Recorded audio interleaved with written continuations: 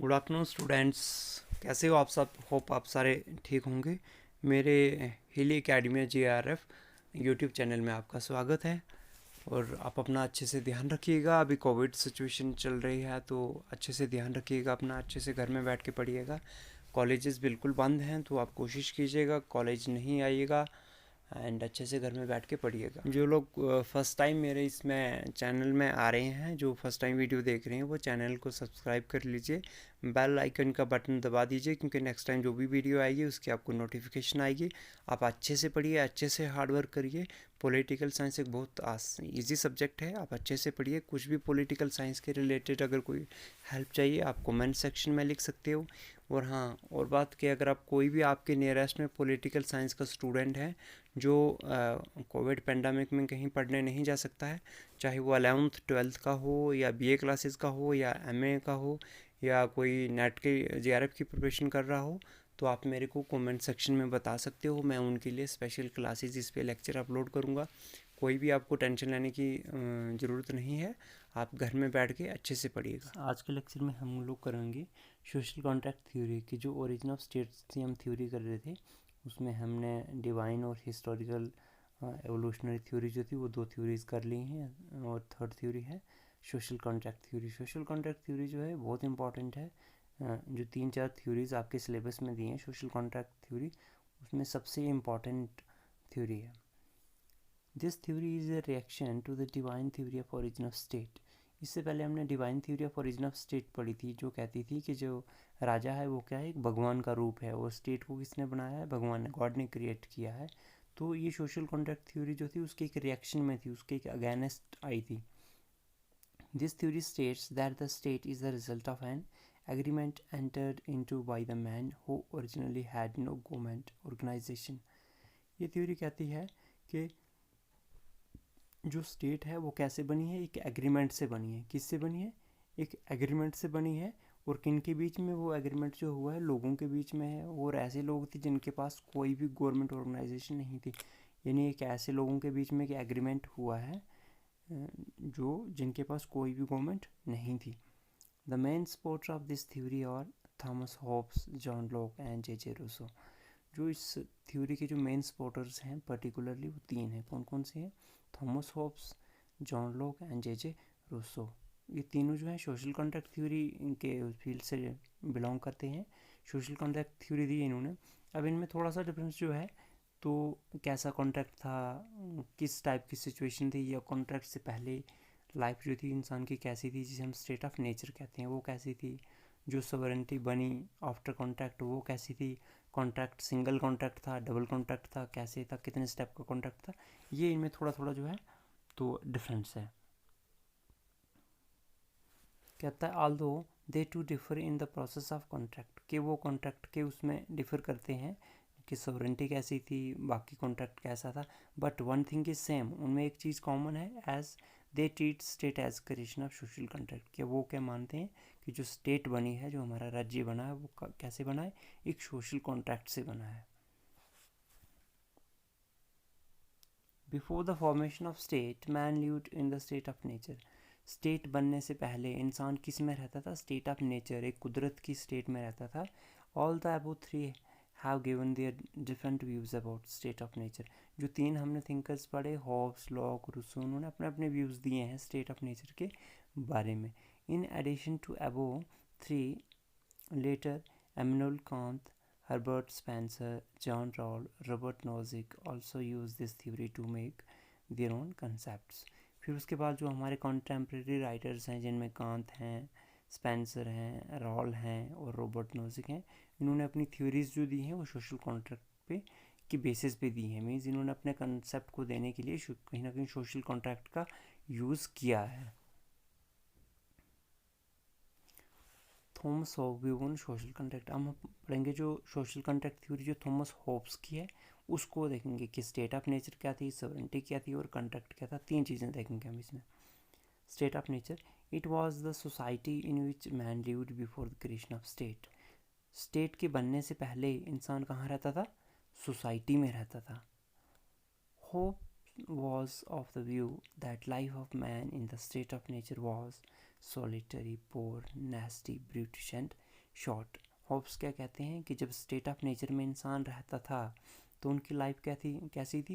ये technical words हैं, आप याद रखना जब भी आपको कहीं कम्पिटिटिव एग्ज़ाम में जाओगे या अपना भी आप डिस्क्रिप्टिव लिखोगे पेपर में, तो ये वर्ड्स आपको लिखने पड़ेंगे। Solitary, poor, nasty, British and short. Solitary हो गया कि अलोन, एकांत में जो इंसान कैसे रहता था, अकेला रहता था, कोई किसी के साथ नहीं रहता था, बिल्कुल अकेला रहता था। पोर क्या, उसमें क्या था, बिल्कुल गरीब था, ठीक है।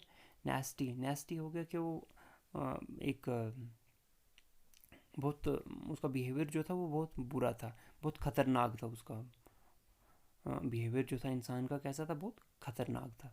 ब्रिटिश, ब्रिटिश हो गया कि वो एक पशु का जैसा व्यवहार करता था, वो एक सिविलाइज्ड नहीं था, उसको मॉरल एजुकेशन नहीं थी, उसको ये पता नहीं था सोसाइटी में कैसे रहना है या साथ में कहना कैसे रहना है, तो उसका जो बिहेवियर था वो बिल्कुल पशु का जैसा था। और शॉर्ट, और उनकी लाइफ क्या थी, शॉर्ट थी, क्योंकि कोई भी किसी को मार डालता था।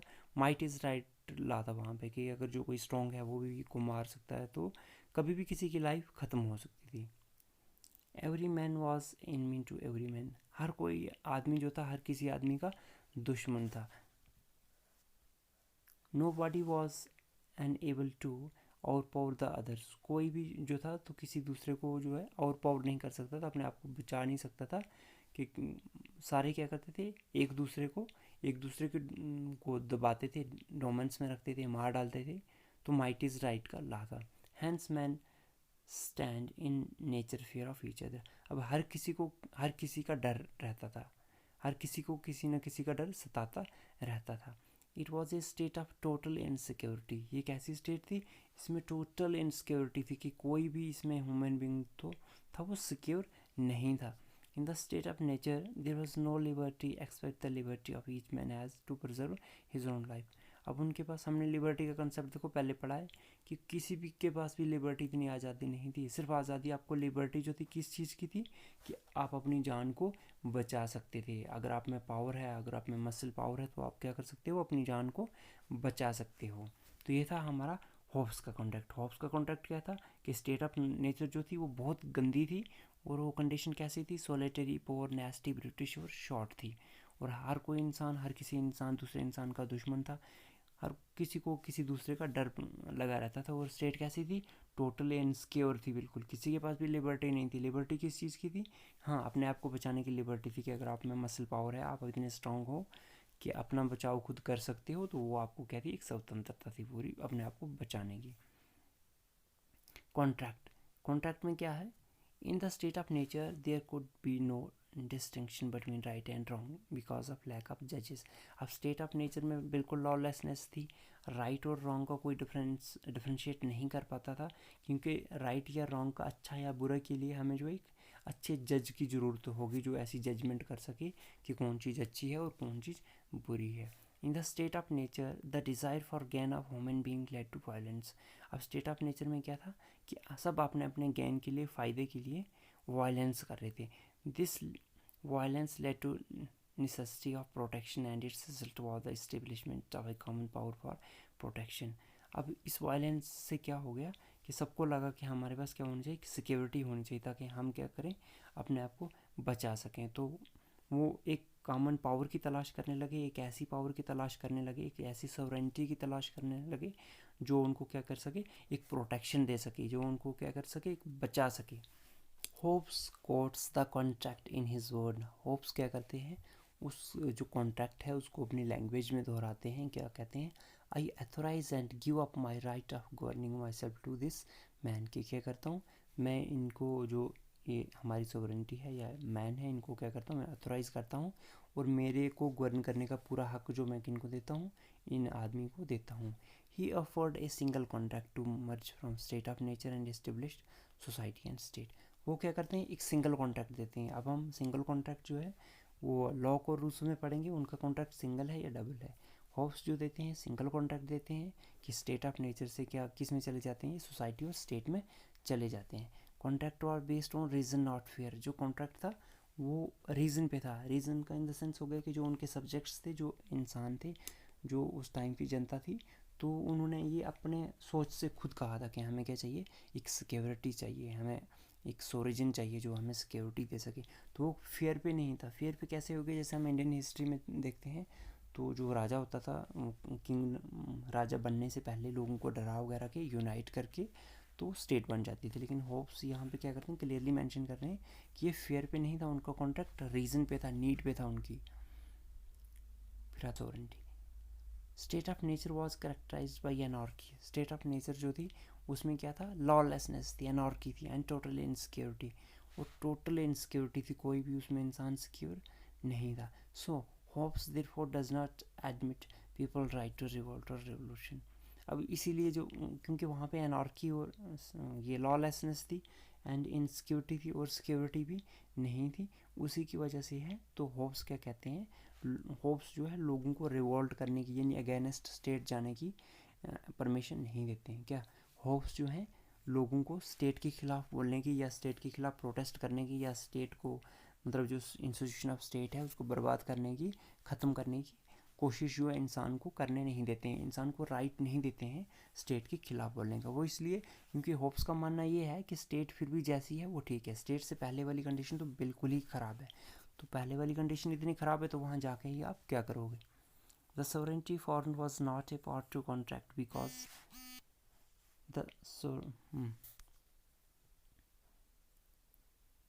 The sovereignty the sovereignty form was not a party to contract. जो हमारे पास सोवरेंटी बनी है तो वो sovereignty means highest power in the state.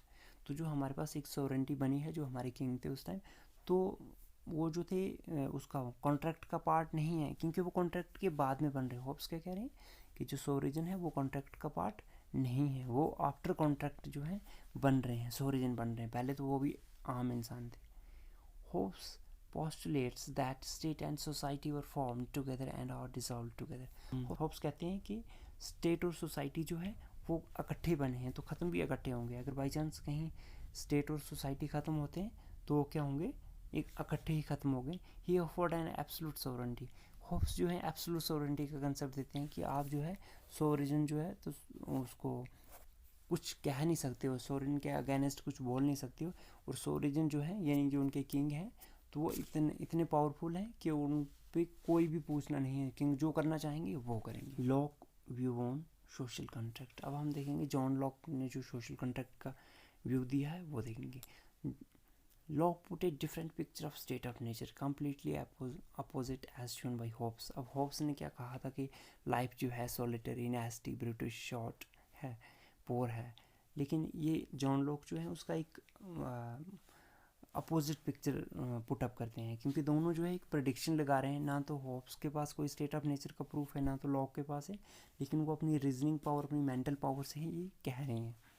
In his view it was not a state of constant warfare. अब जो ये कहते हैं कि ये ऐसी स्टेट नहीं थी जहाँ कंटिन्यू लड़ाई हो, कंटिन्यू इनसिक्योरिटी, ऐसा नहीं था। On the contrary it is a state of peace, goodwill, mutual assistance and preservation. इसमें क्या था, एक बिल्कुल शांति थी, गुडविल थी, कोई किसी का बुरा नहीं करता था, म्यूचुअल असिस्टेंस, एक दूसरे की मदद करते थे, और प्रिजर्वेशन बचाते थे, कोई प्रॉब्लम नहीं थी मारने की। It was a state of liberty not of licence. इसमें क्या था, लिबर्टी थी, आपके पास लाइसेंस नहीं था। लिबर्टी हो गया कि आपको आज़ादी है किसी चीज़ करने की, जैसे आपको शिकार मारने की आज़ादी है, लेकिन आप इंसान को नहीं मार सकते या किसी और चीज़ को नहीं मार सकते। तो हो गया आपके पास लाइसेंस नहीं। लाइसेंस का मतलब हो गया absolute sovereignty.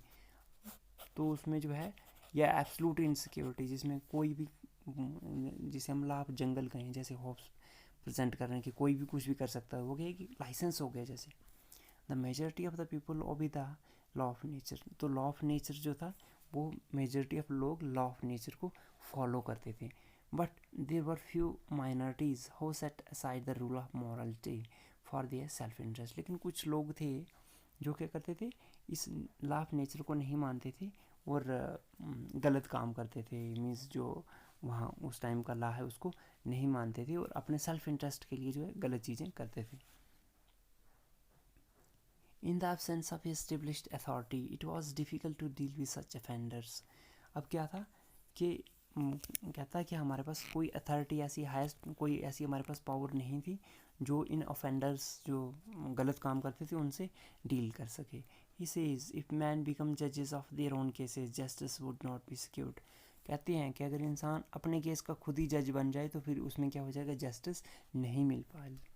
To deal with the situation state was created by social contract. अब इसी सिचुएशन के साथ डील करने के लिए कि इंसान अपने केस का खुद ही जज ना बन जाए, तो अच्छे और बुराई के बीच में फ़र्क करने के लिए क्या कर दिया, जो सोशल कॉन्ट्रैक्ट किया और क्या बन गया हमारे पास, स्टेट बन गई. फिर कॉन्ट्रैक्ट कैसा था, to deal with few offenders of law of morality a social contract was done to establish a sovereign. इन ऑफेंडर्स जो थे उनको, जो लुटेरे थे, लूटने वाले थे, गलत काम करने वाले थे, कानून को तोड़ने वाले थे, लॉ ऑफ नेचर को, तो उन लोगों के साथ डील करने के लिए एक सोशल कॉन्ट्रैक्ट किया और क्या बना दिया, एक सोरिजन बना दिया, एक highest power in the state बना दी. He offered a 2 step contract. अब होब्स ने तो सिंगल कॉन्ट्रैक्ट दिया था कि आप उसमें स्टेट ऑफ नेचर से जा रहे हो, सोसाइटी और स्टेट में साथ में ही पढ़ रहे हो, सोसाइटी और स्टेट साथ में पढ़ रहे हो, तो आपका कॉन्ट्रैक्ट क्या है, सिंगल कॉन्ट्रैक्ट. लेकिन यहाँ पे जो है लोग 2 स्टेप का कॉन्ट्रैक्ट दे देते हैं.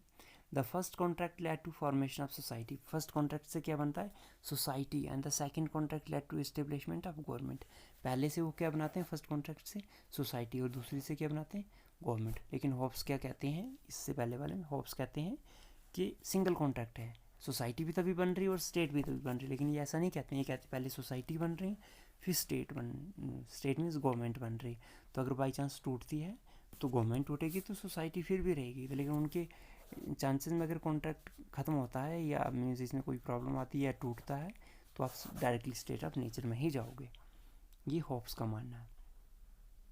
The ruler was given to preserve right to life, right to property and right to security. कि जो रूलर है, जो सोरिजन है, उसको 3 जिम्मेवारियाँ दी हैं. कौन कौन सी, राइट टू लाइफ बचानी, उसने प्रॉपर्टी बचानी और सिक्योरिटी देनी अपनी पब्लिक को. If a ruler fails to provide these rights, the people has right to dethrone the ruler. ये कहते हैं कि अगर जो उनका किंग है, रूलर है, अगर वो ये 3 चीज़ें प्रोवाइड नहीं करता है तो जनता के पास हक है कि वो तख्ता पलट कर सकते हैं उस रूलर का. हालांकि इससे पहले हमने होब्स में पढ़ा, होब्स कहते हैं कि आप ऐसा कुछ नहीं कर सकते क्योंकि आपके पास स्टेट ऑफ नेचर में भी तो कुछ है नहीं वहाँ जाने के लिए. तो नहीं, यहाँ पे जो लोग हैं वो कहते हैं स्टेट ऑफ नेचर में बहुत सारी अच्छी चीज़ें थी. अगर आपको यहाँ पे इनसिक्योरिटी होती है या ये 3 चीज़ें आपका किंग नहीं देता है, तो रूलर नहीं देता, तो आप उसको डिथ्रोन कर सकते हो वहाँ से. It was a contract of all with all. ये क्या था, सब लोगों का सबके साथ आपस में ही एक कॉन्ट्रैक्ट था. अब सोरेंटी में क्या चेंजेस ये देख रहे हैं. Law recognizes the people's right to revolution if the ruler fails to provide right to life, right to property and right to security. लोग कहते हैं कि अगर right to life, property और security आपको नहीं मिलती है तो आप क्या कर सकते हो, अपने रूलर के अगेंस्ट जा सकते हो, उनको तख्ता पलट कर सकते हो उनका. He supposed limited at constitutional monarchy.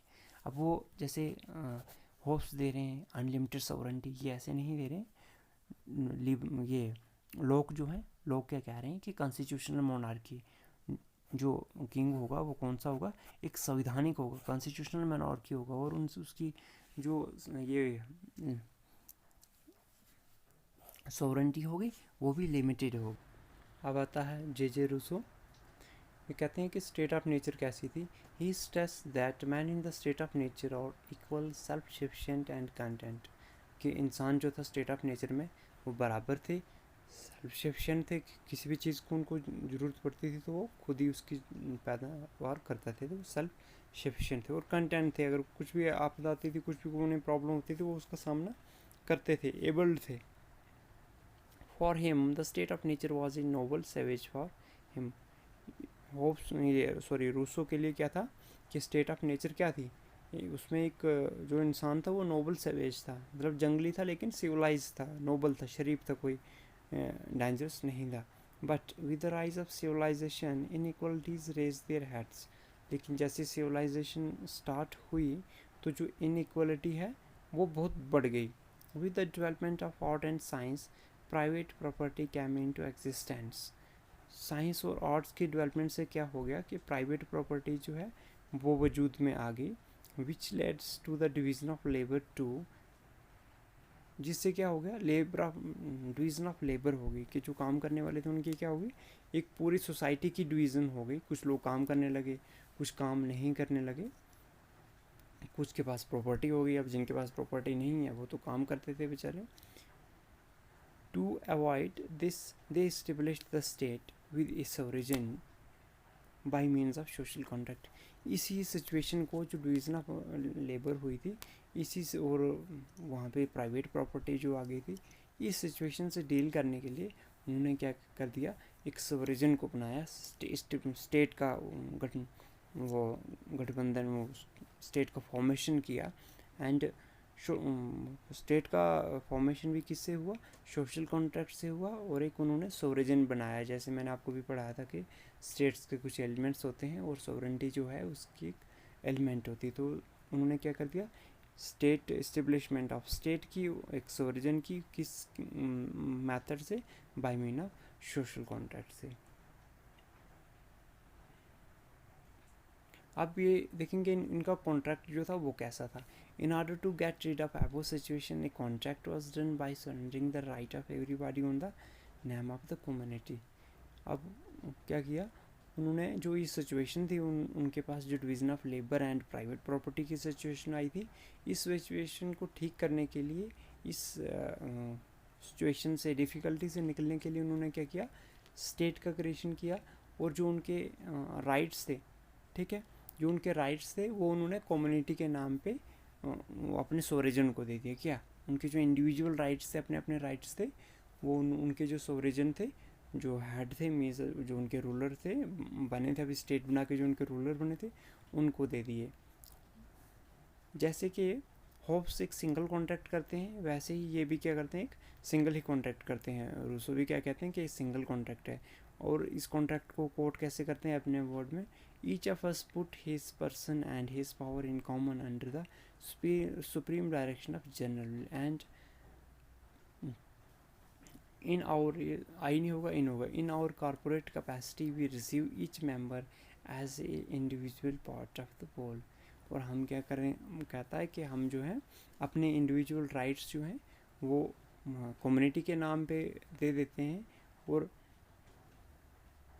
जितने जो पावर है, जो सोवरेजन पावर है, उसको हम ऑथोराइज करते हैं कि वो हम पे पावर वो करेगा, हमें रूल करेगा। मीन्स जो जर्नल व्हील है वो क्या करेगी, हम पे रूल करेगी, गवर्न करेगी। तो हम लोग क्या कर रहे हैं, इन कॉर्पोरेट कैपेसिटी हम लोग इसको अपने बाई विल कर रहे हैं। जैसे हमने फर्स्ट में पढ़ा था होप्स में, होप्स कहते थे ना कि ये जो कॉन्ट्रैक्ट हुआ था बाई फोर्स नहीं तो बाई विल था, वैसे ही ये भी क्या कर रहे हैं, बाई विल कर रहे हैं, for the shake of general will कर रहे हैं। रूसो इस कॉन्ट्रैक्ट को क्या कहते हैं, जनरल विल कहते हैं। अब हम नीचे देखेंगे जनरल विल और रियल विल में फ़र्क क्या है। और सोवरेंटी जो थी, ही offered an individual sovereignty called general will. जैसे ये कहते हैं कि जो सोवरेंटी है वो इंडिविजुअल हो गई, सिंगल हो गई, तो उसको नाम ये क्या देते हैं, जनरल विल नाम देते हैं। उसके बाद आता है general will is different from real will. General will जो है रियल विल से डिफरेंट है। General will is motivated by ultimate collective will. General will जो है एक कम्युनिटी के बारे में सोचती है, एक कोलेक्टिव विल है। The will when one thinks of a common good, whereas the real will is motivated by self interest. जब हम कॉमन गुड के बारे में, यानी for the good of community के बारे में सोचते हैं तो वो जनरल विल होगी, मतलब हम जनरल पर्सनस के बारे में सोच रहे हैं। तो रियल विल होगी जब हम अपने सेल्फ इंटरेस्ट के बारे में सोचते हैं, तो वो हो गई real will. The sovereign of Rousseau is an absolute that of Hobbes. जो सोरिजन है मीन्स जो रूलर है, तो जैसे होप्स ने कहा था कि रूलर क्या है, एक एब्सोल्यूट है, बिल्कुल उसकी सोवरेंटी जो है अनलिमिटेड है, उसके ऊपर कोई भी नहीं है, वैसे ही रूसो भी कहते हैं होप्स की तरह कि क्या है, सोवरेंटी जो है एब्सोल्यूट है। The sovereignty of the state is unlimited है, उसके ऊपर कोई भी और हाईएस्ट पावर नहीं है, और सोवरेंटी को कोई भी पूछ नहीं सकता। मीन्स जो रूलर है आपका, उसको कोई भी किसी भी चीज़ के लिए पूछ नहीं सकता है। It is the sovereign community which has absolute and unlimited power in not the government. लेकिन ये एक चीज़ क्लियर कर रहे हैं कि सोवरेंटी जो है वो किस में है, वो पब्लिक में है, वो जनता में है, ना कि गवर्नमेंट में है। तो ये हमने आज पढ़ा social contract theory. Social contract theory में हमने 3 थिंकर्स पढ़े, होप्स, लॉक एंड रूसो। तीनों ने अपना अपना व्यू दिया है। जो इसमें हमने 3 चीज़ें पढ़ी सबकी, कि कॉन्ट्रैक्ट स्टेट ऑफ नेचर कैसी थी, मीन्स स्टेट के पहले सिचुएशन क्या थी, कैसी थी, फिर कॉन्ट्रैक्ट कैसे हुआ एंड स्टेट कैसे बनी, सोरेंटी कैसी है, और कॉन्ट्रैक्ट जो है सिंगल है डबल है कैसा है, वो पढ़ा हमने। किसी भी बच्चे को अगर डाउट है वो कमेंट सेक्शन में कमेंट कर सकता है, और आप घर में बैठ के पढ़िए अच्छे से। कोविड सिचुएशन में अपना ध्यान रखिए, अपने नियर्स एंड डियर्स का ध्यान रखिए, और अपनी आपको जहाँ भी लगता है कि हम ये करके अपनी कंट्री को हेल्प कर सकते हैं इस पैंडमिक सिचुएशन में, तो आप वो कर सकते हैं। और अच्छे से पढ़िएगा, अपना ध्यान रखिएगा। Thank you.